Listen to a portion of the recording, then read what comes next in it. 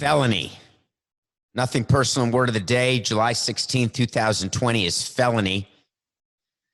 Kenny Stills is a National Football League player. You may know Kenny Stills' name because after Colin Kaepernick began to kneel, Kenny Stills joined him, has kneeled in every NFL game that he's been a part of since that time. He played down here in Miami for a while. He has been charged with a felony. Now, what did Kenny Stills do that would make nothing personal as a word of the day? Felony's no joke, right? Everyone remember the movie Stripes with Bill Murray and Harold Ramis and John Candy? Have you ever been convicted of a felony? Convicted? No, but I'm willing to try. It's no joke to be convicted of a felony. It's no joke to be charged with a felony. For the rest of your career, when you fill out applications, you have to disclose that you've been charged with the felony. Now, what did Kenny Stills do? He, along with 86 other people, was arrested for protesting on the lawn of the Attorney General in Louisville, Kentucky.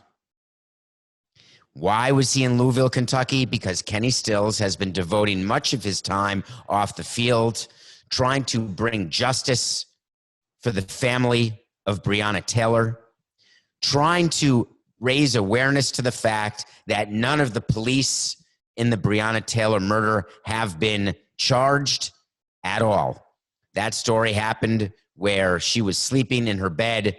There was a no-knock warrant, which means you don't knock on the door and say, "Hi, I've got a warrant to search the premises." It was, "Hey, we're here and we're already inside your place."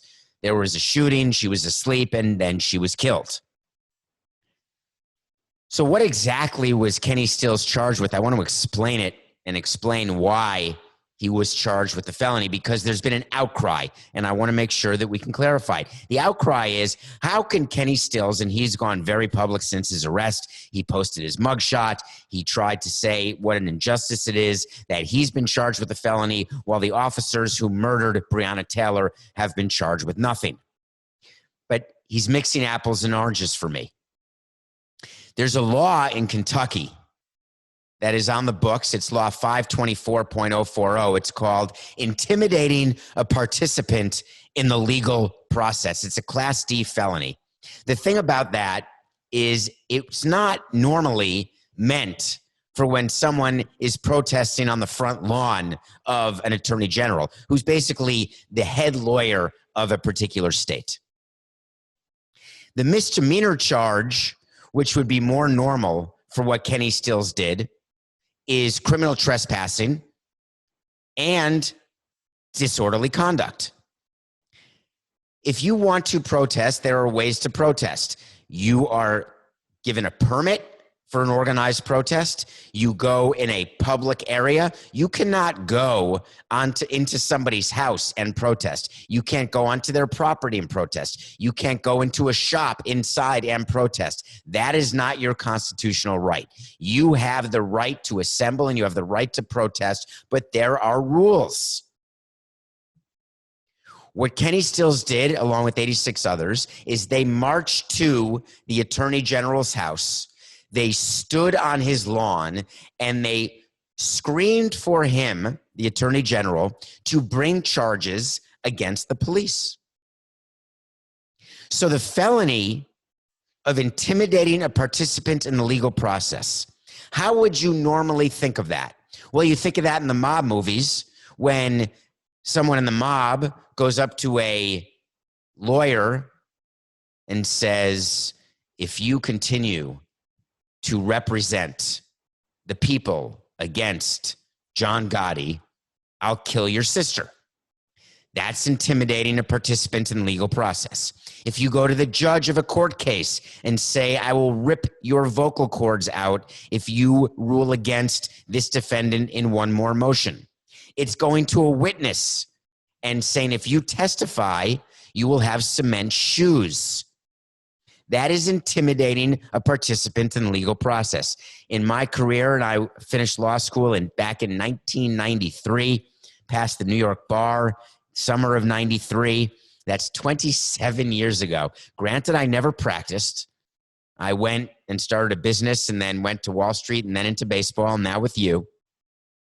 I've never heard of any state charging someone with this felony on behalf of a protest. I had never had it brought to my attention, but it makes perfect sense. That is the felony that they would charge Kenny and the others with, because you could argue that's what he was doing. He was intimidating the attorney general, saying, I'm not leaving your lawn until you bring charges. Not understanding that there may be no way to prove a case beyond a reasonable doubt. There may be circumstances under which getting a guilty verdict is impossible. Should there be charges filed? In an ideal world, the answer is, of course, yes, because we want to cast blame. When someone dies who should not have died but for the act of another, you want to blame the other. Many times on this show, we talk about mob mentality. We've talked a lot about the social injustice and racism and all of the murdering that happens when police have murdered Black people for no reason.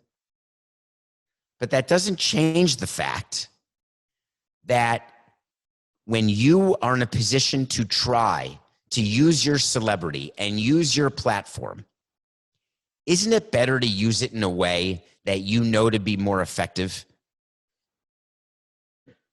It's not helping the cause for you to get arrested and charged with a felony. It's not proving a point. It's not changing the likelihood that those officers in Kentucky will be charged. It's not changing the possibility that this will happen again. It's not bringing awareness to what happened in the Breonna Taylor case. There are organizations that are sprouting up all over the country. There's long-standing organizations. This has been going on since the civil rights movement and way, way before that. That when you're trying to change people's views or people's understanding of what's right or what's wrong, you have to start at the education level. I've said it 10 times before, nothing personal. I'm going to keep saying it.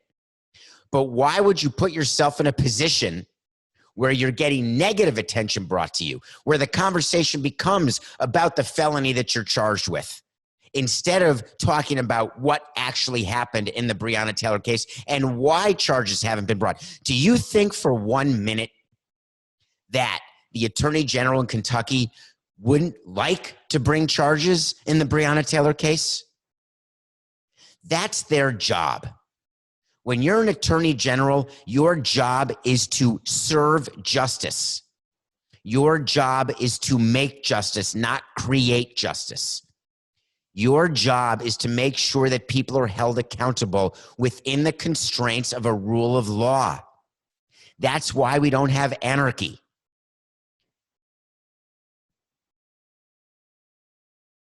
I think as I move forward and as this world continues to change, and it is changing every single day, there are mistakes that people are making, but they're making it for all the right reasons. Kenny Stills has nothing but the most perfect of intentions. There's no question in my mind. And on top of that, there's no question in my mind that he's right to feel the way he feels.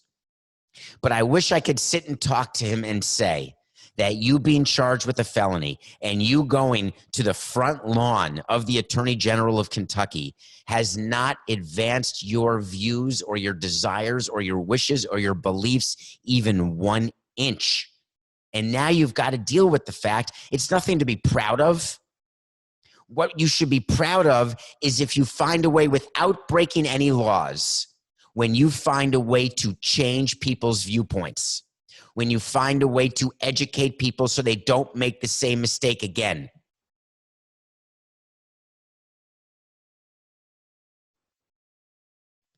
Dwyane Wade is my So You Want to Talk to Samson, and it's the same conversation. I don't know if anyone was paying attention to the news yesterday. Let me tell you a story. So you want to talk to Samson? Get into my Instagram at David P. Samson, Twitter at David P. Samson. DM me. Ask questions. We'll go through them. We'll answer as many as we can. Thank you. By the way, commercial time. Thank you for listening and watching Nothing Personal. I appreciate you. When you look at the details of today's podcast, you'll see a link. Please, we have a chance to be nominated for Podcast of the Year in the sports category.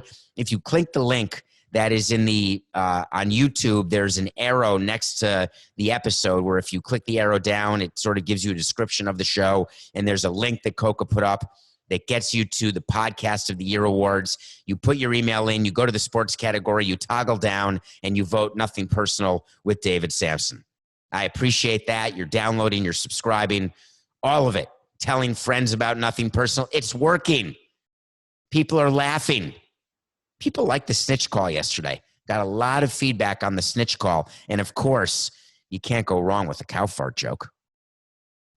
So today, so you want to talk to Samson. Dwyane Wade, here's the story of what happened yesterday, and it immediately got into my Twitter. I'm on Twitter because it is an absolute addiction. I'm paying attention to what's going on. I'm getting my news. I'm seeing if there's anything I can respond to or anything that catches my interest. I'm thinking about Nothing Personal and any good topics that I want to talk about that I think you want to hear about.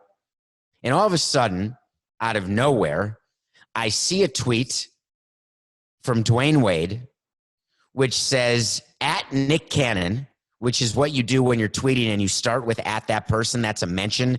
So that goes right into his or her or their Twitter. At Nick Cannon, we are with you with a fist bump. Keep leading. I was speechless. I've had a chance to meet Dwyane Wade several times. I know what he means to this community, what he does in this community. Dwyane Wade is one of those, to me, he is on the Mount Rushmore of all-time Miami athletes, all time. I'm putting Wade on there. I'm putting Marino on there. I'm talking all time, all time. Rings, multiple rings. I'm looking at that tweet and I'm thinking, is he siding with Nick Cannon, who just got fired by Viacom CBS because he was promulgating conspiracy theories relating to anti-Semitism, saying things that were clearly anti-Semitic, horrible things, forgetting the fight he's having over his show and the ownership of the name Wild and Out that he's fighting with Viacom CBS. Of course, I must tell you, we are Viacom CBS. Nothing personal. Thank you. I have to say that. And I mean it. So I look at the tweet and I immediately respond by saying, his account must have been hacked. Now, you may think that's funny because yesterday there was a bunch of hacks that happened on Twitter, and there was a while when my Twitter was down, and then I realized, I asked Coca, he must think, I can't even imagine what Coca thinks of me on a daily basis, having to deal with me every day. But I texted him, I said, hey, I'm trying to send a tweet and I can't send it. Am I doing something wrong? And he responded, your Twitter is likely down because my Twitter's down too, he said. And I said, wow, why would both of our Twitters be down at the same time? And he said, well, there's some sort of hack going on, and that hack is resulting in all Twitter accounts, I guess, with a white check not being able to be tweeting ability. Okay, fine. So I assumed, without knowing this in advance, that Dwyane Wade had been hacked because there's no way he's tweeting that. There's just no possible way that he would be saying that. So I responded saying, I hope that you've been hacked. I then was told that no, this was not a hack. I then called Coca and I said, hey, we got a topic for tomorrow and here's why. Because he's now, let me bring you inside Dwyane Wade's house. I said, you got to look at this tweet. He said, I can't find it. I looked, I said, it's not there. Look at my Twitter. It was still there. I took a screenshot of it. Dwyane Wade deleted that tweet within the hour. I don't understand the whole deleted tweet thing. I delete tweets when there's a grammatical mistake or a typo. If I say something that ends up getting ratioed, or something that is racist or anti-Semitic, or something that is a horrible take or wrong, or I've got the wrong information, I'm going to reply tweet and I'm going to correct the grammatical mistake. Or I'm going to correct the mistake, or I'm going to explain further what I'm doing. But deleting a tweet What does that mean? That means that you didn't think what you thought you thought? That means you didn't mean to tell people you think what you think that you may have thought? Or does it mean you don't want other people to know that you think that what you know is not what you actually thought?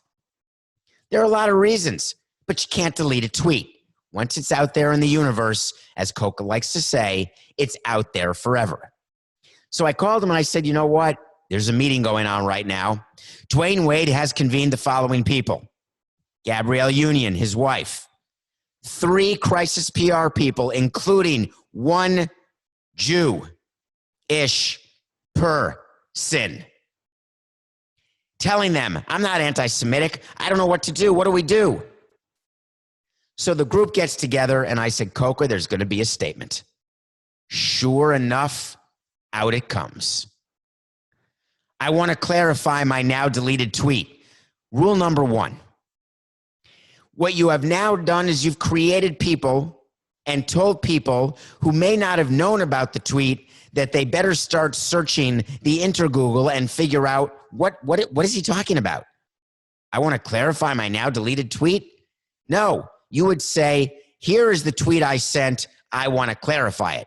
There are some PR people who would tell you, just bury the story. Delete it, forget about it, don't respond, ignore it. Those are not the type of crisis people who live in the social media world. You can't bury it. You can't ignore it. You can't not respond to it. You have to not just clarify it, but then you have to explain why you may have written it in the first place. So his first sentence of his first statement, I want to clarify my now deleted tweet. I was not supporting or condoning what Nick Cannon specifically said, but I had expressed my support of him owning the content and brand he helped create. This is total PR manipulation that is so transparent. Are you with me? So Nick Cannon is in a fight with Viacom CBS over the ownership of his content. So what Dwyane Wade was saying is that he was supporting Nick Cannon in his desire to maintain ownership of his brand. Dwyane, do you have the legal documents? Do you know exactly the contract under which Nick Cannon was operating? That's like supporting Prince in his ownership of his catalog, or George Michael, 2 artists who I love, who are both unfortunately passed away, had terrific arguments with their record company, but they signed the deal. So Dwyane Wade does the first statement, and I said, Coca, it's not good enough. I'm tweeting that so you know, because there's going to be another one, because you cannot leave it at that. All of a sudden, just a little bit later, a second statement. So what's going on in the Dwyane Wade household is that they meet, they come up with this tweet, they send it out, and then they look at each other, they look at the responses, and they say, uh-oh, this has some legs. We're going to need to do more. That didn't work. Meanwhile, Dwyane Wade is pacing back and forth. Gabrielle Union's yelling in the corner. Dwyane Wade can't believe what impact this could have. His agent and manager are losing their mind as they're thinking their 10% of all of the income is in jeopardy. Statement number 2. I was too quick to respond without being fully informed about his hurtful anti-Semitic remarks. As you all know, I have zero, all caps, tolerance for any hate speech. What in the hell? Oh, the first statement didn't talk about what Nick Cannon said. The first statement didn't mention at all that Dwyane Wade is not anti-Semitic and not in favor of people who are anti-Semitic. So now we get to the second statement where he admits he was too quick to respond without being fully informed about his hurtful anti-Semitic remarks. Does that mean that he knew that his friend Nick Cannon had been fired by Viacom CBS and didn't know why? Does that mean he didn't take the time before tweeting? I've known a lot of athletes and celebrities who very often do that. I've been guilty of it from time to time where I'll tweet something and I'll have it wrong. I will not have done the proper research, and then I get a call from Coca yelling at me. When you've got a platform the way Dwyane Wade does, it is your responsibility to pay attention to the underlying circumstances when you are about to take a stand. It doesn't take a magnifying glass and a Sherlock Holmes cap to have figured out why Nick Cannon got fired, correctly so. So Dwyane Wade did a second statement that he was too quick to respond without being fully informed, and then he's got zero. Never use all caps in a statement. Let the reader decide where what's the word, Coca? Presque vous, it's right at the tip of my tongue. What's the word, Coca, when let the reader decide what's important and what should be accentuated? Thank you. Let the reader decide what the most important part of the statement is. Let the reader decide what should be accentuated. When you tell me what I should be looking at in all caps, I'm tempted to ask, why are you telling me that? You've heard me quote Shakespeare on the show. Methinks thy doth protest too much. As you know, I have zero tolerance for any hate speech. Well, if you have zero tolerance, here's what your third statement needs to be. After taking a day, I now realize the error of my ways. While Nick Cannon is a friend who I've known for many years, I absolutely agree with Viacom CBS. And I hope that my friend Nick Cannon educates himself and understands that the words he said not only are unacceptable, they're hateful, hurtful, and have no place in society. There are too many people who are anti-Semitic. There are too many people who are racist, and it has to stop now, and it stops with me. I was wrong for tweeting my support in any way for Nick Cannon, and as his friend, I have told him this directly prior to any tweet. That would have been a good third statement. This story, I'm afraid to say, is far from over. Well, yesterday was July 15th, 4 p.m. You know what that means. July 15th, 4 p.m. Does anyone know what that means? I mean, it's not that big a deal, right? I mean, is anyone really caring when it gets to be 4 p.m.? I guess 4 p.m. if you're in Wisconsin, that means it's 5 p.m. on the East Coast, so maybe you can start drinking. Although, frankly, at 11 a.m., you can start drinking because it's 5 p.m. somewhere. I once was going to buy a clock that had 5 p.m. all around the dial. So it was always 5 p.m. Get it? It's 5 p.m. somewhere. Well, at 4 p.m. yesterday, it was the deadline for NFL players who had been given a franchise tag by his team to either come up with a long-term deal or forever hold your peace. What that means is when you are a player who is in a contract, there are certain players who you can give, like one or two players. Maybe it's one player, Coca. Maybe it's two. I think it's only one. You can do a franchise tag. A franchise tag is what Dak Prescott had, the quarterback for the Dallas Cowboys. And he was assigned a salary as a franchise tag player of $31.4 million. It's based on the average of the top earners of the quarterbacks, yada, yada, yada. Everyone wanted the Cowboys to sign Prescott long-term. People who listened to Nothing Personal were very well aware that there was zero chance of him signing a long-term deal. Why is that the case? And the reason it's the case is that Jerry Jones was not going to give Prescott what he wanted in terms of value because there's no possible way to have ascertained what's going to happen going forward with the NFL, with revenue, and it's just too risky, and Jerry Jones is too smart. So the Cowboys there's two tags, just in case you really want to learn this. There's two tags Coca wants to tell you. There is an exclusive and a non-exclusive franchise tag. By the way, it would have been helpful. A franchise tag, or known as the transition tag, is when you retain a player who's set to become an unrestricted free agent. Okay, thank you, Coca. That is value-added producer of the year. You really are, Coca. There is no show without you. Have I mentioned that? Have I told people on Nothing Personal in a while? I want to take a minute.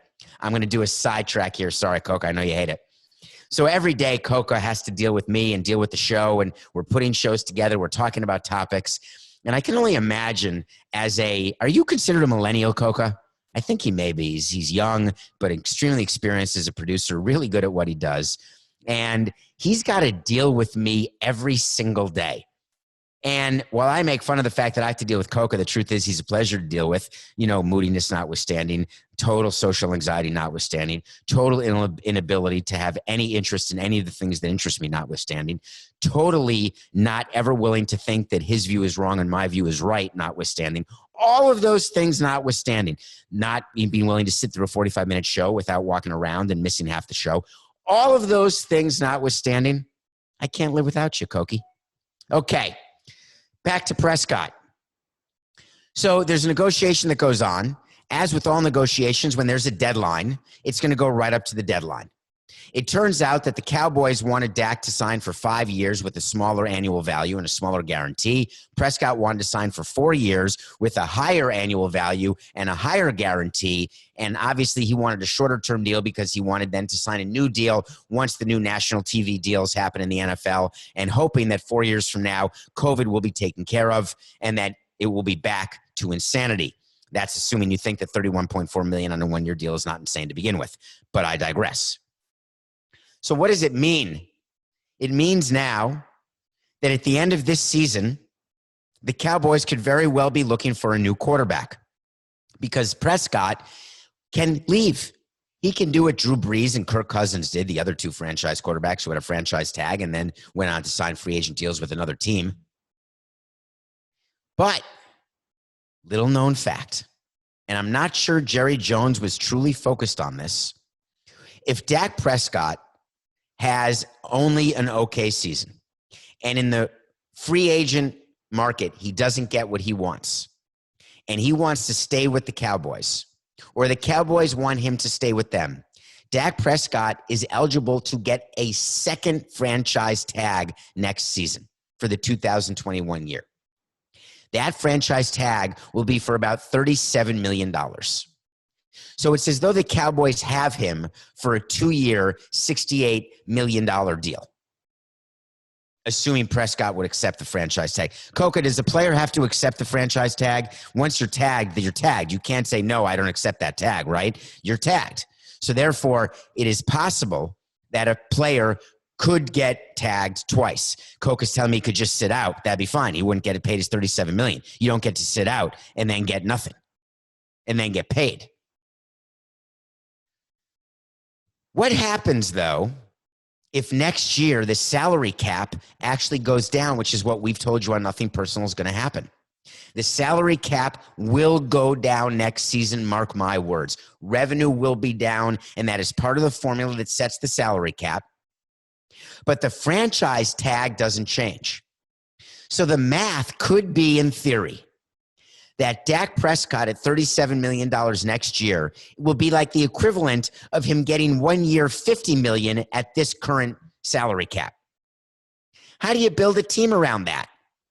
The Cowboys could have totally screwed themselves, and they may not be able to franchise tag Prescott next year, and Prescott may know that, and that may have been another incentive for him to say, I'm not willing to sign your 5-year deal. Jerry Jones may have gambled. Now, there's also a gamble on behalf of Prescott. When you're offered guaranteed money in football, my suggestion, take it. Because you don't know what the next play. You could be Theismann. And that's it. Game over. It's going to be interesting to see how this goes down. But the Dak Prescott, Dallas Cowboy soap opera is far from over. After the break, we're going to talk about Charlize. Welcome back. Anyone seen Mad Max? Anyone seen Bombshell? How about the Academy Award turn in Monster? I'm talking about Charlize Theron, who is one of the best, most beautiful actors in all of Hollywood. She's become a little like Scarlett Johansson in that she's now, out of nowhere, an action hero. I think Mad Max may have done a lot to convince her of that. Well, a new movie is out on Netflix, and it's called Old Guard. Old Guard is with Charlize Theron and the guy who was in a movie called Far from the Madding Crowd with, oh God, Coca. I just had a complete blank. This great actress who was also in Gatsby, and she's the star of Far From the Madding Crowd. And he stars, he's French. Matthias, he lives in Antwerp right now. His name is Matthias. Sorry, Matthias. I don't know. Schoenaerts. Anyway, Old Guard, let me tell you what it's about. I watched it. It is a straight action movie. Carey Mulligan. Thank you, Coca. Slightly late, but that's what happens. Old Guard is about it's an interesting concept of a movie. Here's the story. They're immortal. There's a group of people who never die. You cannot kill them. When you try to kill them, they live. So you shoot them and all of a sudden they heal. It's sort of like they're Terminators in a way, where they regenerate. And what their job is to basically safeguard the world. But not just for the last 100 years, for the last multiple centuries. And this is a story about the group of the Old Guard and how people try to capture them, like Eugene Levy's trying to capture Daryl Hannah and Splash to study mermaids. Maybe he's doing it for a good reason, but maybe he's doing it to become famous. But there are people, maybe he's doing it to make money. There's people trying to capture the Old Guard all the time. Get it? They're old guard. They're guarding mankind, society, humankind, I guess is the way we say it. Is mankind not a word that we use anymore, Coca? I just realized, I've never heard womankind, or people kind. I think it's just humankind now. So they're protecting humankind, and there are people trying to capitalize and make money off these people, and they're trying to capture them. There is nonstop action. The dialogue is decent. Put it this way. I'm not a huge John Wick guy, even though I know it's Coca's favorite. I love the movies. They're entertaining, but I don't love them for the script. Old Guard is very similar. I don't love it for the script. The story is more interesting than the Wick stories. It is full action. Seeing Charlize Theron and what she does and how she operates, she just exudes power and strength and beauty, and just, it's perfection. Old Guard for me is nothing more than a 3-star. I would call it a plane movie back in my day, but it's not really a plane movie because it's hard for anyone to travel anymore. So I would just say this. If you have nothing to watch and you're looking for an hour and a half escape, 2 hours maybe, you got Old Guard. Thanks for making it, Charlize. Okay. Who watched NASCAR last night? NASCAR had, I think, 20,000 fans. They were supposed to maybe have 30,000 fans. They were in Tennessee at the Bristol Motor Speedway. And I've gotten a lot of questions today.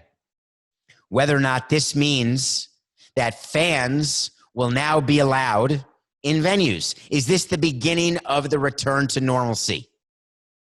What is the significance of NASCAR having fans, and what does it mean? Well, yesterday the rule was very simple. The rule has always been that leagues are going to follow city, state, local, federal guidelines. We know there aren't any federal guidelines coming, so therefore it's down to the state, local, city, county in terms of gatherings. Will there be exceptions? If I'm a sports team, I am trying to get an exception because I want fans in the ballpark. MLB has said if they're going to let fans in the ballpark, we may allow our teams to have fans. Football's saying the same thing. The Boston Red Sox have begun to build dugouts in their very expensive seats next to the existing dugouts because of the social distancing, health and safety protocols in baseball. NFL's announced the first 8 rows are by definition off limits. I guess a droplet can't go more than 8 rows. Maybe the rules will be no chanting, no screaming, no cheering, because that impacts the spread. Maybe the rules will be everyone has to wear a mask. Maybe the seating will be in groups of 2 and 4. You have to sit with who you're with. The concession stands may be closed. All sorts of possibilities exist. It's a bit of a moral dilemma that I would have as president of a team. Let's take Florida as an example. Florida is an absolute petri dish of disease-infected, virus-infected people. No end in sight. People dying at a record pace, people being hospitalized, even though we can't get real stats anymore, so I actually have no idea what the number is. You saw Coca's tweet at Matthew Coca CBS. He tweeted, by the way, why aren't you at Matthew Coca CBS NP? Anyway, so he got tested days and days ago because he was sick. Luckily, it doesn't travel the way faxes do through fax lines, so I'm not sick. I'm knocking on my bathroom. Do you know this thing that you see on YouTube? If you're watching this on YouTube, I appreciate it. But if you are, when we had to create a studio, when we left CBS in a hurry after we had to, this is a bathroom cabinet, a bathroom supply holder. And the microphone that I talk to, this is no joke. It rests. I don't know if you can hear me. Hold on, wait for it. It rests on bathroom garbage bags. That's how I can get it to be tall enough to make sure it works. Hold on, I'm putting it back. So anyway, I won't tell you what's in the second and third drawer because I didn't need to. Can't land this plane, Coca. I admit it. Can't do it. Have no idea what I was talking about. Hold on, I'm sweating. Hold on, I'm putting my fan on. I bought a fan for this very reason. When I can't land the plane, I start schwitzing just a little bit. What were we talking about, Coca? Oh, the disaster that is Florida and fire president of the team. Thank you. Got it. Hold on. Let me wipe the glisten off my non-makeup forehead. So Florida's full of people who have coronavirus. But if I have a chance to have people in the building who are willing to pay money, who are coronavirus truthers or coronavirus hoaxers, I'm going to do it. I'm going to do everything I can to keep them safe. I'm going to make sure the players are safe. We're going to make sure they're not near the players. It's going to be very different the way we arrange ingress and egress. But I've got to find a way to increase revenue. I have no choice but to do it. It's not even a moral and ethical dilemma. This is my job. When you run a football team or a basketball team, well, they're in a bubble, a baseball team, and you have a chance because your local government is so shoddy and so inconsistent and so patently ridiculous that they're going to allow you to do something, I'm going to do it. Now, does that mean that I'm not an ethical person and that I have no morals or that I don't care about the health of people? No. I'm going to put big signs, just like I do. Watch out for foul balls. Watch out for broken bats. Big signs. You may get COVID. Big signs. If you don't wear a mask, you can't come in. Wait a minute. Is that going to hurt my attendance? Because the people who would come to games, aren't they the very people who don't want to wear masks to begin with? So if I have a rule that says you have to wear a mask, oh, I know what to do. You have a mask, but you don't enforce it. Once they walk in the door, if they pull it below their nose, that's their problem, not mine. Oh, I can get around any rule possible. Does that make me a bad guy? No, I'm in business. It's my job. It is up to the government or the commissioner's office to tell me if they don't want me to make as much money as I can possibly make in revenue. Believe me, it's not going to be a profit situation. No matter what, each team will have a loss, every sports team. You're getting announcements that are bleeding out like this death by 1,000 cuts, ripping the Band-Aid off one hair at a time. Coca, stop saying disaster. I got it already. You can delete that. He deletes everything from the document that he puts, but he's kept disaster in big letters right in front of me. So you can do this death by 1,000 cuts. Green Bay announced today, no fans for preseason games, no family day, no tailgating. You can have Michigan come out and say that if we have a 2020 football season, we're lowering capacity. They said if, by the way. Do you know the difference between if and when? Okay, here it is. When you say if UM is able to have a 2020 football season, that means that you believe that there will not be a college football season. If you say when UM has its 2020 football season, meaning it could be delayed, we don't know what's going to happen, they said if. In their ticket policy in Michigan, they said the capacity of the big house with 110,000 people is down. They said no sales to the general public. We're going to do it game by game only, students plus current season ticket holders. We're going to reassign spaces. I'm not saying this is because college football is going to happen. I'm not saying there will be any fans allowed by the Big Ten or the Pac-15 or the SEC 4. I'm not saying any of those things are true. What I'm saying is that teams, colleges, universities, given a choice, will always choose revenue. So the announcement, I think the Jets also announced, or the Dolphins announced today something. The Dolphins said no tailgating at all through 2020. No tailgating. I don't get that. If you're going to have fans in the ballpark, why not just lower the number of cars? Why not have a tailgating zone and ensure social distancing and make sure there's 6 feet? You're coming with a group of people. In theory, you're sitting with that same group of people. What's the difference? Tailgating is what's fun. But no tailgating. But you can still come to the game because we want your ticket revenue. So we're hearing all these pieces of news every other minute. There's going to have to be a uniform policy. I got a quick update. We talked about Elena Della Donne yesterday. Remember the WNBA player? She's the NBA player who has Lyme disease in 2008. She takes 64 pills a day. I know you remember her. Quick update. She said she had to choose between whether or not she would opt out because of Lyme disease, even though her doctor said she shouldn't play, but the doctors from the union and from the league said she could, and she's not high risk. So she said, do I opt out and not get paid or risk my life and play and get paid? I've got a family. She said she'd have to talk it over with her wife. Yada, yada. News comes out today. Maybe it was yesterday. Ted Leonsis is the owner of the Washington WNBA team. I think they're called the Washington Mystics. He also owns the Wizards.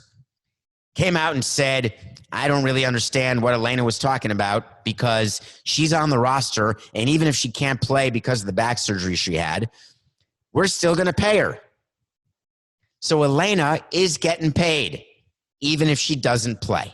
They're talking about how to rehab her back right now, and they're doing it under the auspices of the back injury. But the fact of the matter is that Elena can now not play the entire season, and she will still get paid.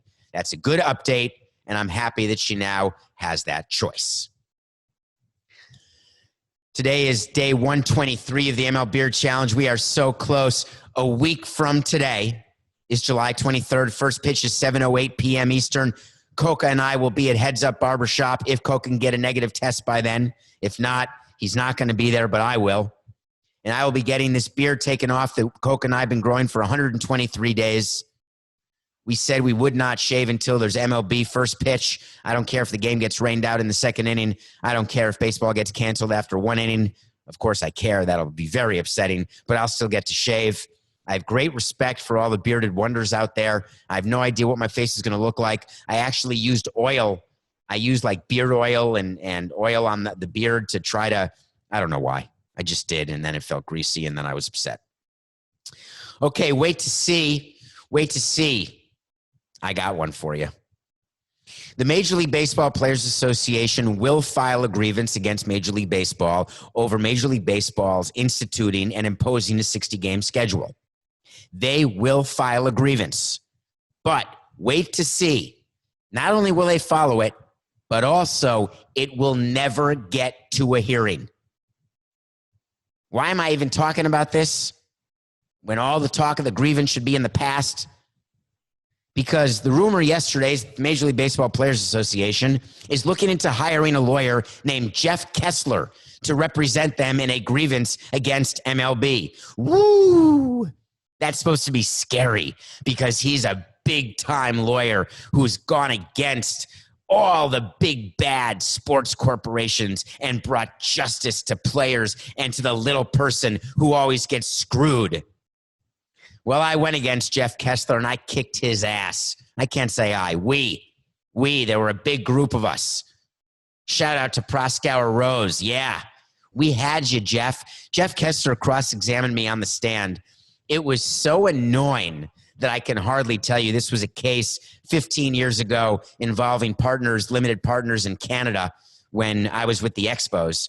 And he didn't win anything. He won in the most offensive category, trying to intimidate me, trying to make me feel like I was not 5'5", trying to get me to say something, trying to catch me. Well, didn't you say in your deposition that the sky was a bluish tint of gray? And I said the sky is blue and sometimes gray, Jeff. MLB knows all about you, Jeff. So my message to Tony Clark and Bruce Mayer with the union, if you're hiring Jeff Kessler because you think that MLB in any way is going to get scared, nervous, or give you anything extra in a negotiation, so you drop your grievance so they don't have to face Jeff Kessler in a grievance hearing, you're picking the wrong guy. But of course you know that. And by the way, I understand why they're going to file the grievance and why it won't go to hearing, because they're going to use the specter of the grievance to try to get something from MLB. Why would they do that? You know why. Come on, you know, because it's business. It's nothing personal, Jeff.